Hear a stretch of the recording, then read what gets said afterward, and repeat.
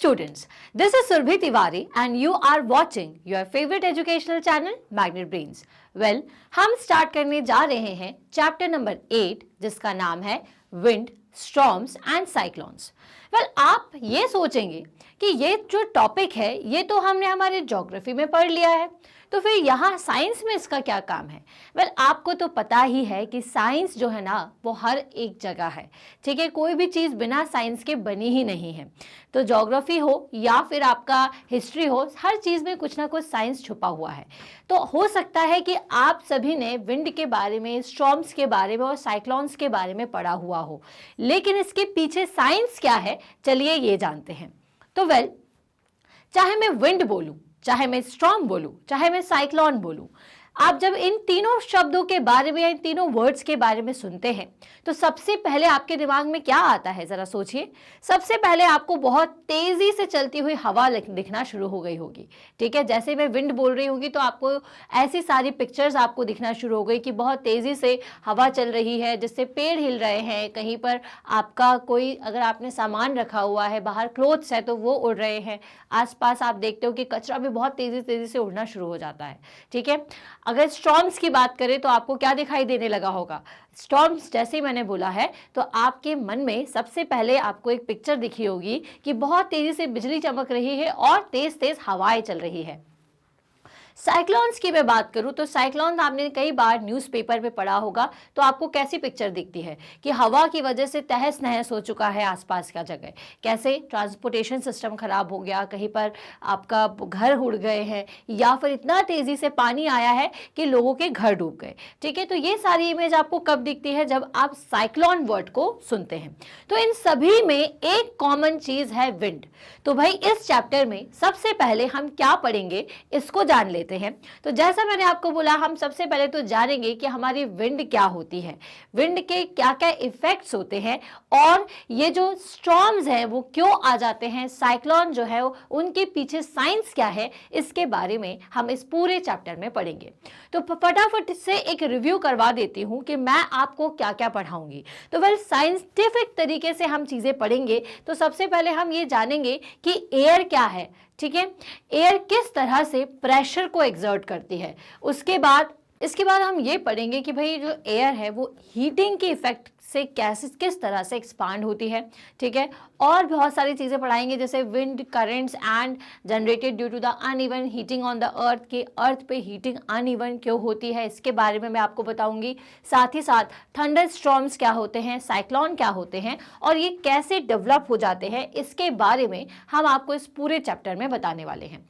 Well, इस chapter की starting करें उससे पहले मैं आपको बताऊं कि आपने कई बार न्यूज़पेपर में देखा होगा, क्या देखा होगा कि उड़ीसा में स्टॉर्म आया है, साइक्लोन आया है। जैसे कि यहाँ पे लिखा हुआ है, Orissa was hit by the cyclone with the wind speed of 200 kilometre per hour on 18 अक्टूबर 1999, ठीक है। 1999 में उड़ीसा में एक साइक्लोन आया जो कि कितनी स्पीड का था, जो कि था 200 किलोमीटर पर आवर का, ठीक है।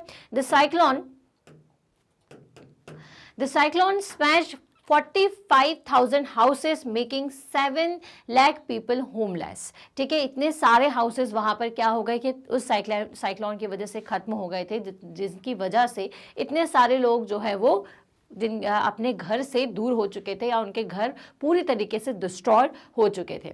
On 29 October the same year a second cyclone with wind speed of 260 km per hour hit Odisha again. It was accompanied by water waves about 9 meter high.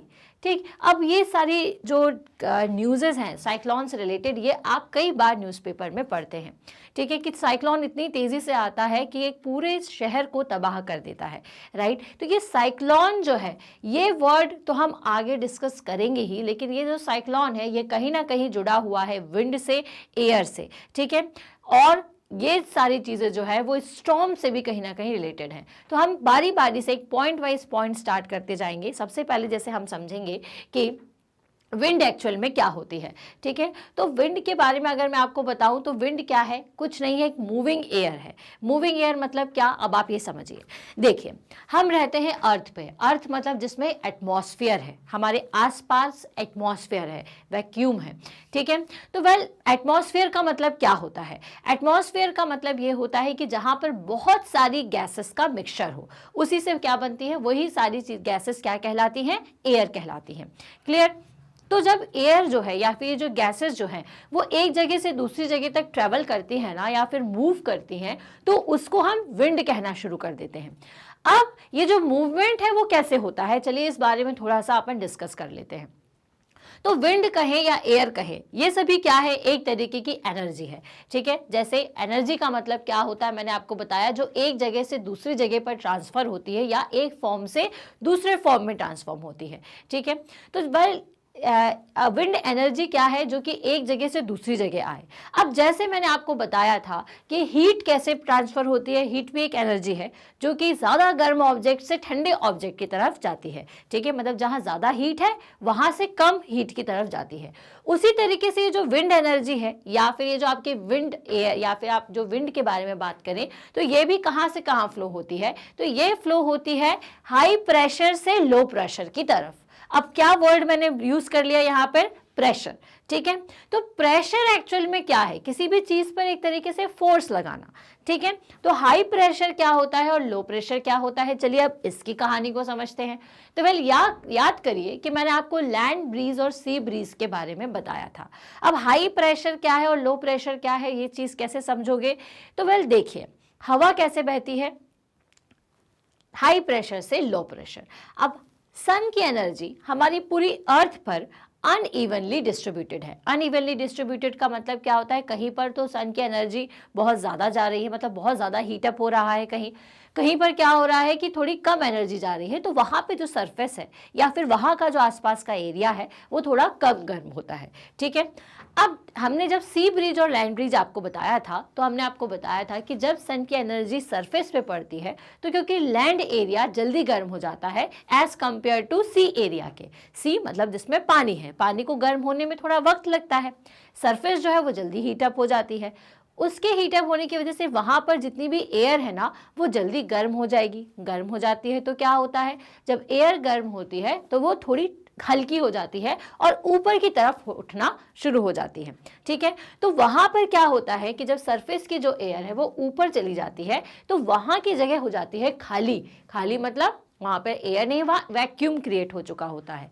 अब उस वैक्यूम को fill करने के लिए, उस खाली जगह को भरने के लिए क्या होता है कि जो आपका दूसरा एरिया है, कौन सा एरिया, जहाँ पर सन की एनर्जी की वजह से गर्म हवा नहीं हुई है, वहाँ की जो एयर है वो क्या करती है, उस वैक्यूम की तरफ आने लगती है।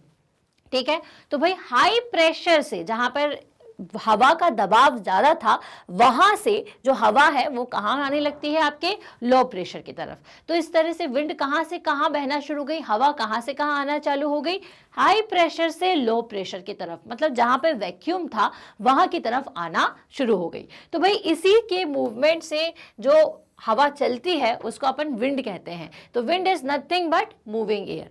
अब ये जो हवा है ना, कभी कभी इतना तेजी से चलती है कि स्टॉर्म आ जाता है। ठीक है, आंधी आ जाती है, तूफान आ जाता है। जैसे आपने सुना होगा कि आंधी की वजह से किसी का घर उड़ गया, बहुत सारे पेड़ पौधे टूट करके गिर गए। तो जब प्रेशर बहुत ज्यादा हो जाएगा तो क्या होगा, एक्सेस अमाउंट ऑफ हवा या फिर जो विंड है वो बहने लग जाएगी, और उसका प्रेशर जब ज्यादा रहेगा, बहुत तेजी से वो बहना शुरू हो जाएगी, तो क्या होगा, स्टॉर्म्स आ जाते हैं। और उसी कॉन्सेप्ट से निकल के आता है आपका साइक्लोन। तो साइक्लोन के बारे में डिटेल में तो हम इस चैप्टर में डिस्कस करेंगे ही। ठीक है, इस इंट्रोडक्टरी पार्ट में मैं आपको ये बताना चाह रही हूँ कि हमारा ये जो पूरा कंप्लीट चैप्टर है वो बेस्ड है विंड एनर्जी के ऊपर, कि विंड किस तरह से बहती है। तो सबसे पहले तो हम एयर के प्रेशर के बारे में समझेंगे। एयर का प्रेशर जब आपको समझ में आ जाएगा तो आपको पूरी तरीके से क्लियर हो जाएगा कि जो हवा है वो एक हाई प्रेशर से लो प्रेशर पर कैसे बह रही है। ठीक है, इसके बाद मैं आपको बताऊंगी कि हीटिंग का इफेक्ट कैसे होता है। जैसे मैंने आपको बताया था कि सन की एनर्जी की वजह से हवा जो है वो क्या हो जाती है, गर्म हो जाती है और ऊपर की तरफ उठ जाती है। तो ये हीटिंग का इफेक्ट क्या होता है एयर पर, इसके बारे में हम डिस्कस करेंगे। जब आप इन दोनों पॉइंट को समझ जाएंगे ना तो आपको स्टॉर्म्स के बारे में, थंडर स्टॉर्म्स के बारे में समझ में आ जाएगा। और जब आप इस पॉइंट के बारे में क्लियर हो जाएंगे कि थंडर स्टॉर्म्स क्या होता है, तो फिर आप समझ जाएंगे कि साइक्लोन कैसे बनते हैं। क्लियर? तो वेल कुछ पॉइंट जो कि जरूरी हैं एयर के बारे में समझने के लिए, जैसा कि मैंने आपको अभी बताया, वो कुछ जरूरी पॉइंट्स मैंने यहाँ लिखे हुए हैं। इनको एक बार फटाफट से मैं आपको फिर से बता देती हूँ। The air movement is always from high pressure to low pressure area. जैसे मैंने आपको बताया कि एयर हमेशा कहाँ से कहाँ बहती है, हाई प्रेशर से लो प्रेशर एरिया की तरफ। ये पॉइंट याद रखना है आपको। Area that consist of warm air have low pressure. जैसा अभी मैंने आपको बताया था कि जहां पे गर्म हवाएं होती है वो जगह कैसी होती है, लो प्रेशर एरिया होता है। जैसे कि आप बस सी ब्रीज और लैंड ब्रीज को याद रखिएगा कि जब आपका दिन का टाइम था, गर्म आपका जो हीट है वो डेवलप हो रही थी, उसकी वजह से गर्म हवा बन गई जो कि कहां उठ गई, ऊपर की तरफ, तो वहां पर लो प्रेशर एरिया क्रिएट हो गया। तो the area that consist of warm air, तो वो एरिया जहां पर थोड़ी सी गर्म हवाएं होती हैं वो लो प्रेशर होते हैं, बिकॉज द वार्म एयर राइसेस, क्योंकि जो गर्म हवा है वो ऊपर की तरफ उठ जाती है। These areas are known as the low pressure systems. Likewise, places with the high air pressure are known as the high pressure system. अब लो प्रेशर सिस्टम क्या होता है और हाई प्रेशर सिस्टम क्या होता है ये समझ चुके होंगे आप। हाई प्रेशर सिस्टम जहां पे जो हवा है वो थोड़ी ठंडी है, ठीक है, वहां हवा बहुत सारी है, ज्यादा प्रेशर बना हुआ है, ठीक है, वो हाई प्रेशर है। और वो जगह जहां पर हवा उठ के ऊपर चली गई वहां जगह खाली हो गई, तो वहां पर हवा नहीं है, जहां हवा होती है वहां ज्यादा प्रेशर होता है, तो वो जगह कैसी हो जाएगी आपकी, लो प्रेशर स्पेस, ठीक है। तो इसलिए जो हवा है, क्योंकि उसको तो जगह चाहिए, वहां बहुत सारी दबा, बहुत सारी चीजें भरी हुई थी, ठीक है। अब जब इतनी सारी जगह भरी और कहीं जगह खाली दिख रही तो ऑब्वियस सी बात है ना, एयर कहाँ जाएगी, भरी हुई जगह से खाली जगह पे, ठीक है। तो इसलिए हाई प्रेशर से हमेशा लो प्रेशर की तरफ क्या होती है, हवा फ्लो करती है, ठीक है। वेल अगर आप इस प्रेशर के बारे में अगर आपको और डिस्कस करना है, ठीक है, तो ये प्रेशर को आप कैसे समझ सकते हो, तो वेल आप देखिए कि एयर की प्रेशर को आपने कब कब महसूस किया होगा। तो आपने कब महसूस किया होगा, जब आप मान लीजिए बहुत तेज हवा चल रही है, ठीक है, हवा का डायरेक्शन कैसा है, इस तरफ, और जब आप साइकिल चलाते हैं, आपकी बाइसिकल चलाते हैं, तो आपको क्या महसूस होता है कि हमें बहुत फोर्स लगाना पड़ रहा है।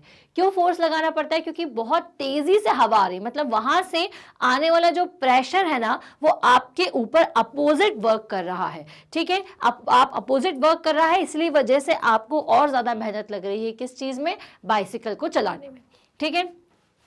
अब और एयर प्रेशर को अगर समझना है तो कैसे समझ सकते हैं, तो वेल एयर प्रेशर को समझेंगे तो आप जब पतंग उड़ाते हैं, अपनी काइट को आप चलाते हैं ऊपर हवा में, तो आप किस डायरेक्शन में उसको जनरली चलाते हैं, जहां की डायरेक्शन से हवा कि उसके पीछे की तरफ पड़े, मतलब उस पर प्रेशर लगाए, जिसकी वजह से वो कहाँ बनी रहती है, ऊपर आसमान में बनी रहती है। तो ये सारा क्या है, ये सभी एयर के प्रेशर की वजह से ही होता है, ठीक है।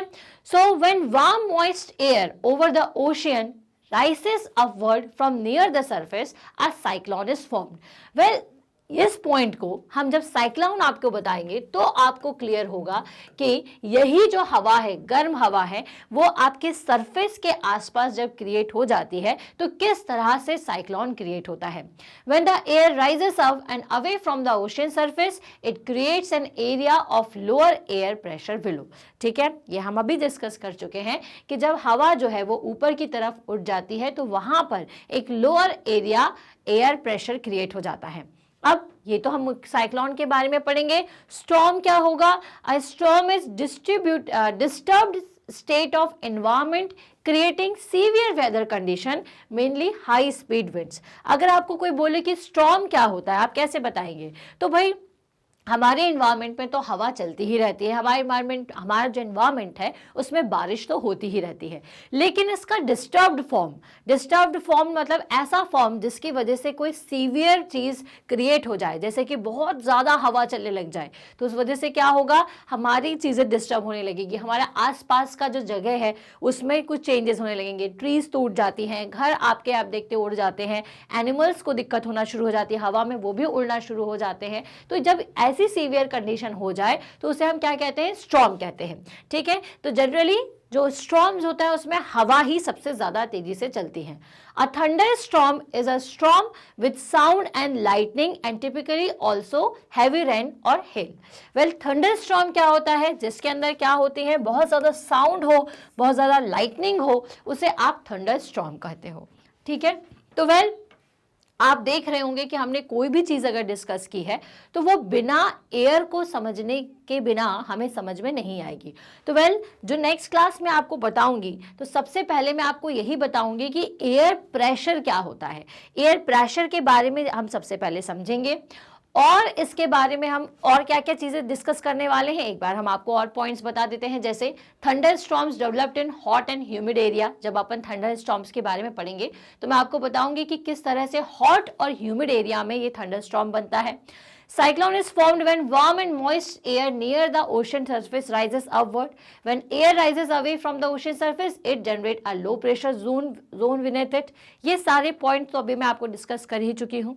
It causes air from high pressure place to travel towards the low pressure area, warming the air and causing it to climb above. Okay, so well, चाहे आप कोई भी पॉइंट पढ़ें, सारे पॉइंट में आपको क्या ही समझना है कि हवा की डायरेक्शन जब चेंज हो जाती है या फिर हवा जब बहुत ज़्यादा हाई प्रेशर में फ्लो होना शुरू हो जाए तो उसकी वजह से स्टॉर्म्स भी आ सकते हैं, ओशियन में आपका साइक्लोन भी प्रोड्यूस हो सकता है। तो ये जो पूरा कॉन्सेप्ट है मैं आपको नेक्स्ट क्लास में समझाऊंगी, लेकिन सबसे पहले हम डिस्कस करेंगे किसके बारे में? सबसे पहले हम डिस्कस करेंगे एयर के प्रेशर के बारे में कि किस तरह से एयर का प्रेशर काम करता है और हमारी डेली लाइफ में हम उसके एग्जाम्पल्स कहाँ कहाँ देखते हैं, ये हम आपको पूरी चीज़ आगे आने वाली क्लासेस में बताएंगे। तो वेल, चैप्टर नंबर 8 थोड़ा इंटरेस्टिंग होगा, जिसमें मैं आपको कई सारी एक्टिविटीज़ के बारे में बताऊंगी कि आप जो अपने घर में कर सकते हैं, जिससे आपको इन सारे कॉन्सेप्ट के बारे में बहुत अच्छे से समझ में आएगा। वेल, ये तो चैप्टर नंबर 8 का सिर्फ एक इंट्रोडक्टरी पार्ट है।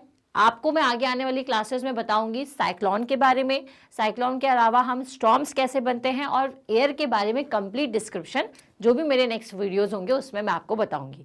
ठीक है, तो वेल, अगर आपने कोई पुराना वीडियो नहीं देखा है, चैप्टर नंबर 7 नहीं पढ़ा है या उसके पुराने कुछ चैप्टर्स आपसे मिस हो गए हैं, तो वो आप देख सकते हैं www.magnetbrains.com पर जाकर के। आपको सिर्फ अपनी क्लास सेलेक्ट करनी है। जैसे ही आप क्लास सेलेक्ट कर लेंगे तो आपको कुछ इस तरीके की विंडो दिखेगी जिसमें आपको डिफरेंट सब्जेक्ट्स दिख रहे हैं।